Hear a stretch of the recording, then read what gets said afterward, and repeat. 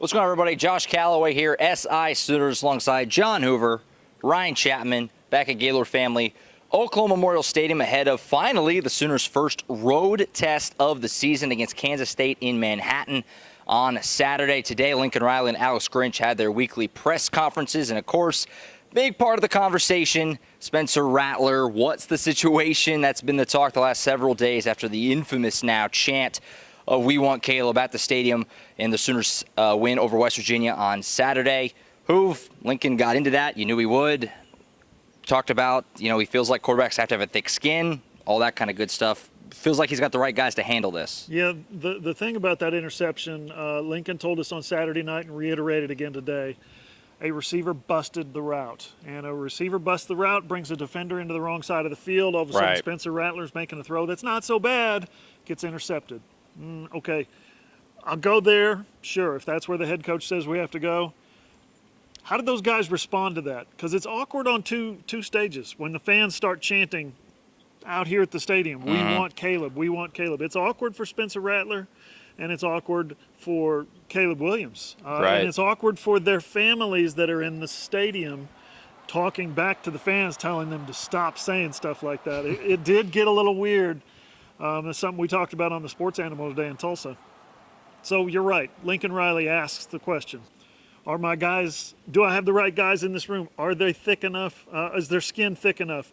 He said they are. He likes the way they responded. He likes the way they've handled the controversy so far. It's not really a controversy. Caleb Williams never played. Right. The question I would ask is, if Caleb Williams, if the fans had not asked for Caleb Williams, was Spencer Rattler playing badly enough that Lincoln Riley might have considered it? Because once the fans started chanting for it, he wasn't going to do it. Right, exactly. That was a good point that was brought up later. It's less likely to happen whenever the chant starts. Lincoln Riley's not going to, anybody with pride is not going to make the move. Not that we thought he would anyway, but especially after that chant. Now, and we've talked about it a lot, it's so far from being just Spencer Rattler the problem as to why the offense has struggled. A humongous part, probably even bigger than Spencer Rattler really at this point, is offensive line. Ryan, you've been on this. The offensive line has really, really struggled. They have to step up if Oklahoma's going to figure it out. Yeah, absolutely, but it's the same old song and dance from Lincoln Riley today. The offensive line is close. It's just a little bit, a few things they need to fix, a few things they need to clean up is what he said. Right. He thought that they came out and played a lot better in the second half after Wanye Morris was inserted at left tackle. Obviously, who am I to disagree with Lincoln Riley? But he averaged 2.0 yards per carry, right? That's not good enough. And Spencer Rattler didn't really have a ton of clean pockets when he did have clean pockets. He was already rattled trying to force things.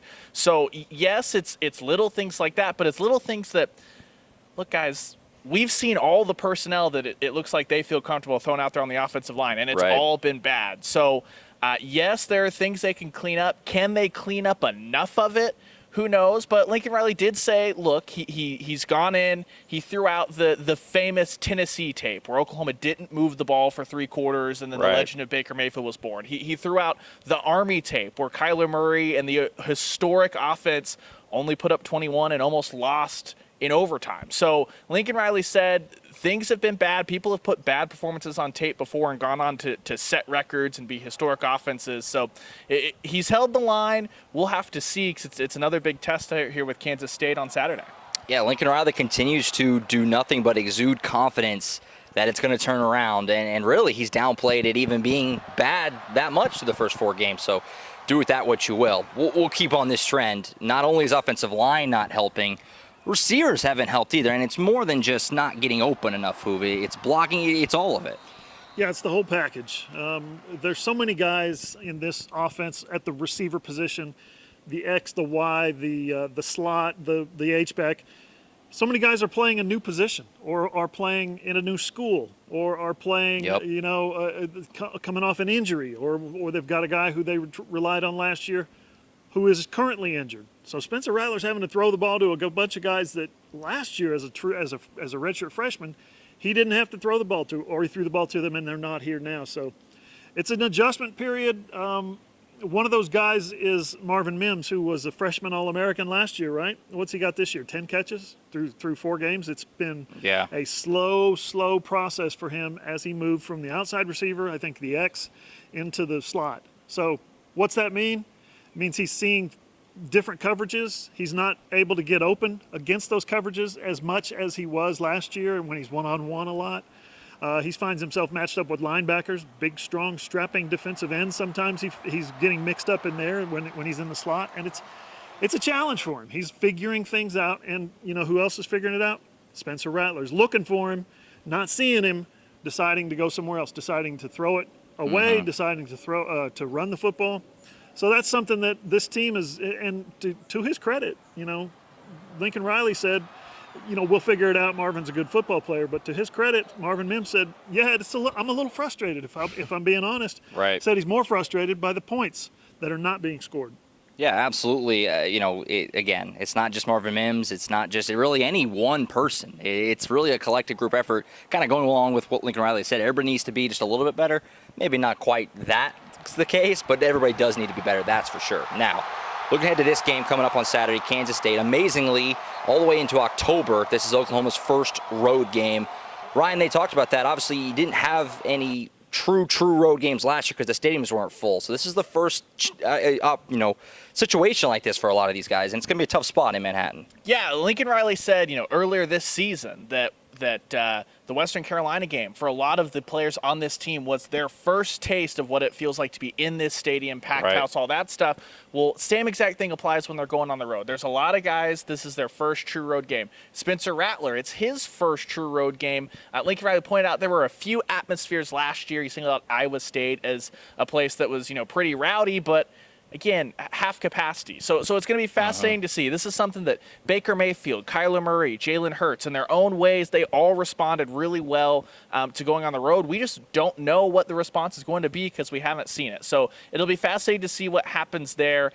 Lincoln Riley, Alex Grinch both said that playing a ton of noise at practice has been a focal point all the way back to spring in preparation for this. So it'll be fascinating to see how they handle the challenge. And I talked to Alex Grinch. I was curious. We always talk about communication on offense being the problem. How is it different for defenses? And he basically said you have to keep your emotions in check because now when you have a bad play, that starts to snowball in the stadium, something that they're not used to when they play at home. So it'll be a challenge for both sides of the football, but maybe getting out of the stadium might not be the worst thing for a couple of weeks for this team, considering how it went last time they played here. No, definitely not. And I thought that was a great question and point. Alex Grinch talking about the defense. Having the fans cheer your failures, it's a very different mindset in a game. It's going to be interesting to see if this defense can take that success that they've had on the road. And they'll be doing it, it looks like possibly with Danny Stutzman. Linebacker is going to be a game-time decision to Larry Turner-Yell. His injury doesn't look like it's as bad as maybe we had feared, whenever it happened on Saturday. He could possibly play this week as well. Offensively, though, Cody Jackson, a no-go. Lincoln Riley described that as a medical issue. Guys, can't wait. We're hitting the road for the first time. Manhattan will all be there. It's going to be fun. Keep up with us on allsooners.com all throughout the week. You can watch Lincoln Riley and Alex Grinch's press conference from today. And, of course, keep up with our midweek podcast, which will be dropping Wednesday morning. And then it's off to Manhattan on Saturday. For Josh Callaway, well, that's me. For Ryan Chapman and John Hoover, I'm Josh Callaway. We'll catch you on Saturday.